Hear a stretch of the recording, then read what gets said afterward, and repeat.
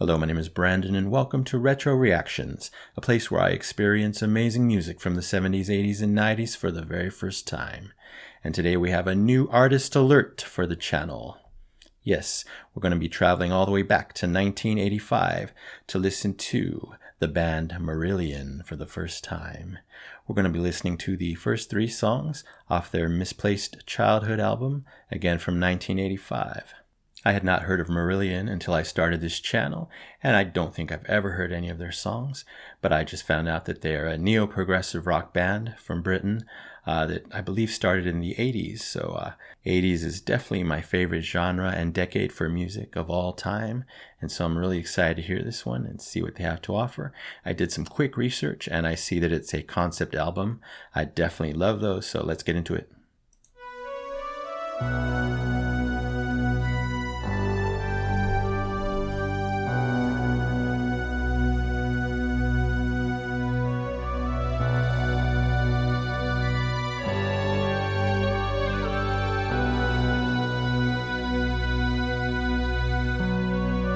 Huddled in the safety of a pseudo silk kimono, wearing bracelets of smoke, naked of understanding.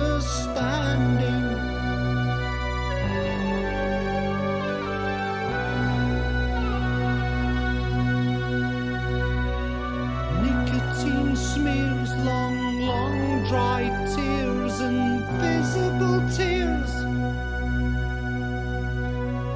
Safe in my own words, learning from my own words, cruel joke, cruel joke.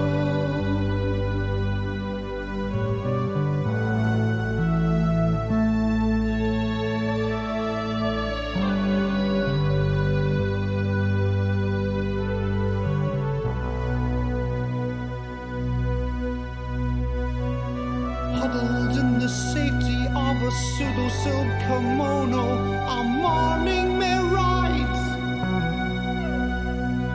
in the starless shutters of my eyes.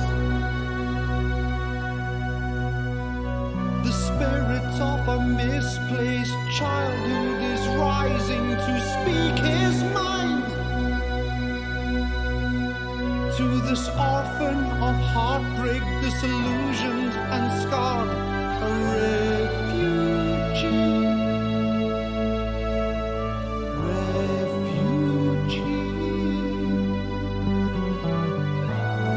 Safe in the sanctuary, safe.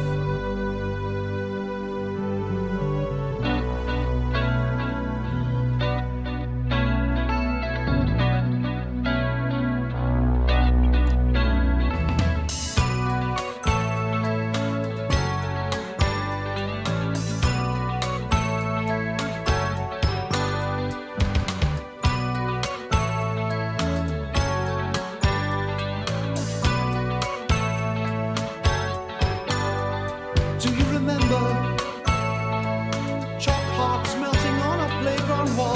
Do you remember dawn escapes from moonwashed college halls? Do you remember the cherry blossom in the market square? Do you remember I thought it was confetti in our hair? By the way, didn't I break your heart? Please excuse me, I never meant to break your heart. So sorry, I never meant to break your heart, but you broke mine. Kayleigh, is it too late to say I'm sorry? And Kayleigh, could we get it together again? I just can't go on pretending that it came to a natural end. Kayleigh, oh, I never thought I'd miss you. And Kayleigh, I thought that we'd always be friends. We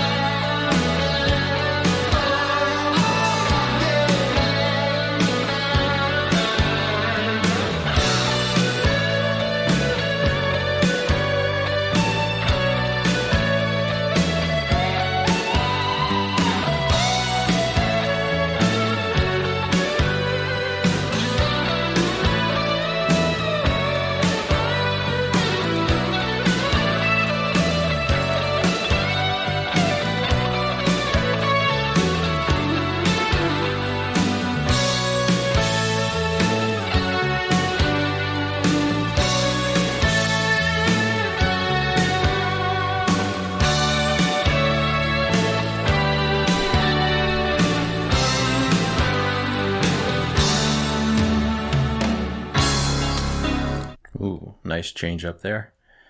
Wow, I'm hearing a lot of different influences in this song of other bands I've heard on this channel. So the first song, Pseudo Silk Kimono, very, very simple song, very stripped down. I think all I heard was keyboard. There may have been elements of, I know there was some kind of bass. I don't know if there was any drums or percussion, but again, a very simple keyboard heavy song, which I'm naturally going to enjoy, of course, if you know anything about me. But I definitely got heavy Peter Gabriel vibes in his vocals, whoever the lead singer is, and I wonder if that's intentional, like he was stylizing his voice to sound like him, since, you know, they're both going to be considered in the prog genre. This band started in the 80s, like I said, I believe, and that would make sense if they've had, you know, a decade before them of amazing music from the 70s to influence them, and that's why I'm seeing so many different influences here. Great first intro, again, very simple, but led seamlessly into that second song, Kayleigh, and very, very effective transition. I love seamless transitions. Now in the second song, enjoyable song for sure, but I got a lot of different vibes in my head, touches of other, you know, artists from the past, like I said. It's like a mix of, I wrote down, at some points it sounded like, you know, a Phil Collins solo song based on the music. Then I got some Pink Floyd vibes in there. Then I got just, you know, mixed in totally 80s type sound, which, you know, I haven't explored as much as the 70s in this channel, but it was like just a blending, a salad, a mixture of all of those things. And then I got Genesis influences in my head at some parts. So it's kind of like the best of many prog bands from the 70s. And again, that's just my impression, but it would totally make sense because I'm sure they got much inspiration from bands like Pink Floyd, Genesis, you know, Phil Collins, Peter Gabriel, ELP, Supertramp, the list goes on. And just makes sense that it would be like a melding of all those genres presented in their own way, in an 80s type way. Definitely love that guitar solo, really great, really kind of standard 80s, but powerful. It definitely grabbed my attention. So let's see what the rest of this song and the third song have to offer. Hopefully the whole album, being a concept album, will be seamless transitions for all the songs, you know, from song to song. We'll see.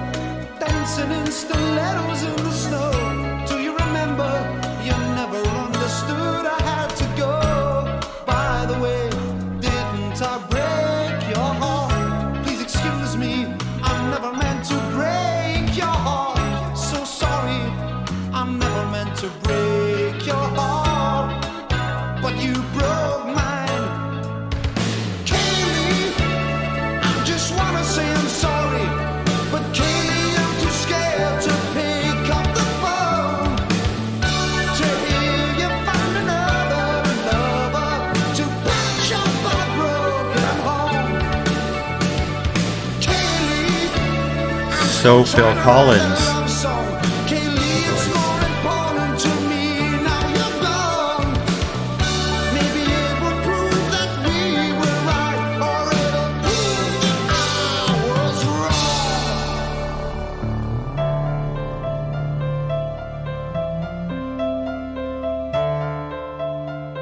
Real piano, love it.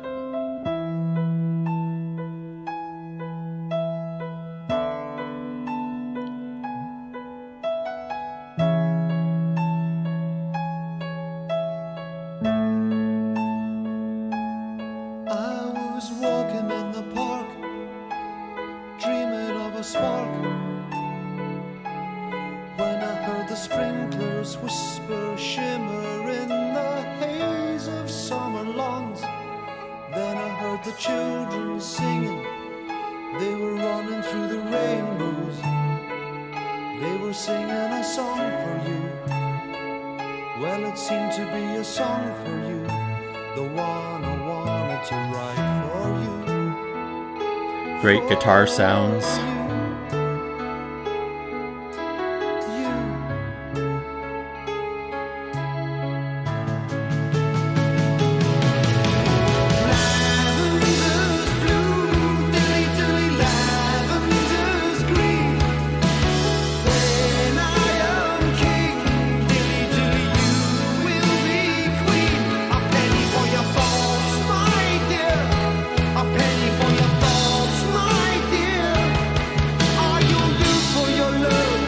great drumming. I owe you for your love. Lavender's green, dilly dilly, lavender's blue. When you love me, dilly dilly, I will love you. A penny for your thoughts, my dear. A penny for your thoughts, my dear. I owe you for your love. I owe you for your love. For your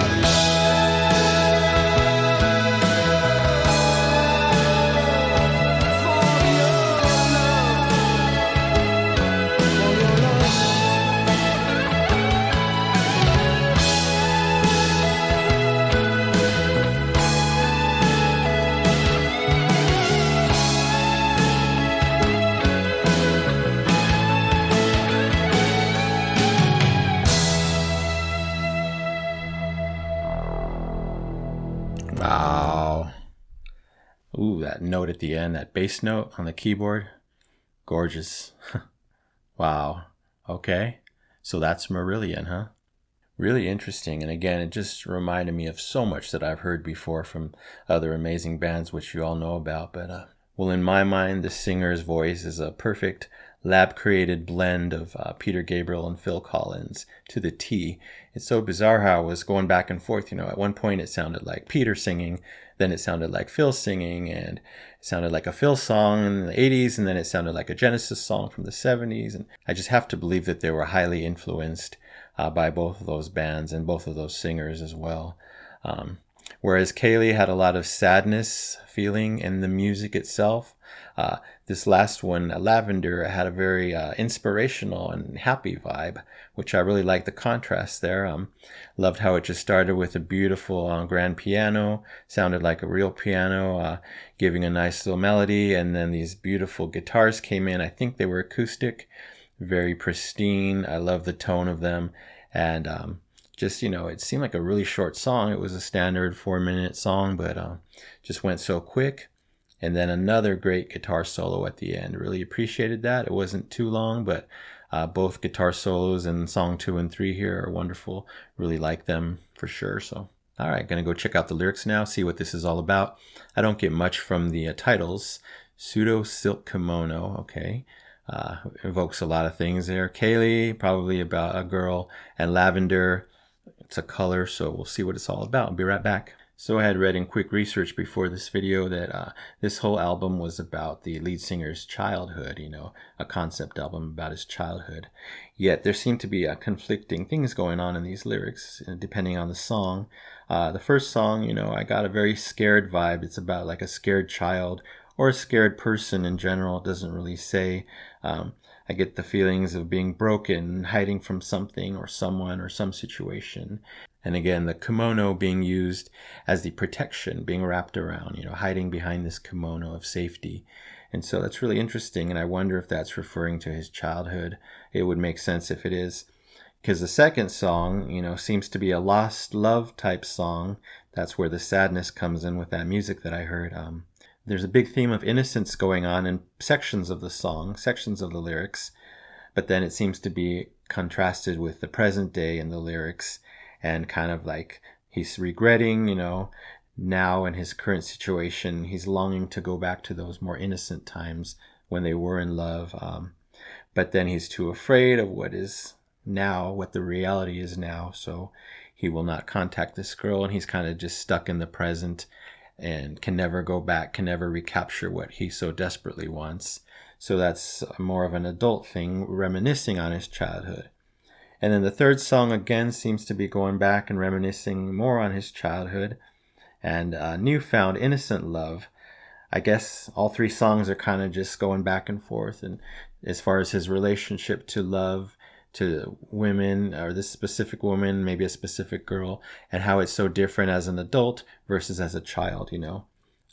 Again, innocent love. There's a lot of great imagery, innocent type imagery, happy imagery. And he's contrasting that to the painful lost love of the song number 2. That's kind of how I see it, you know. I heard a lot of interesting, kind of like childlike lyrics. I'm not sure. I'd have to go back and read them, but I believe he used some folk songs from the 1800s. I believe is a Lavender Blue. I heard touches of that, and again, just kind of evoking all these childhood innocent emotions and a happy vibe in the third song, contrasting with the sad adult painful emotions and the sad music of the second song. So really interesting trio. I wonder what the rest of the album has to offer as far as themes, musically and lyrically. But again, I guess it's all about him reminiscing on his childhood. That's what I get from it at this point. So some fun facts that I wrote down here. The album Misplaced Childhood is a concept album based on the childhood of lead singer whose name is Fish. Very interesting. A one-word name and Fish. Kind of unique. I got to find out more about this person. The album peaked at number 1 in the UK and spent a long 41 weeks on the charts over there. Really interesting. Makes sense since they were from Britain, so yeah, I can see that. Kayleigh and Lavender were both successful singles off the album. Okay, I can see that as well.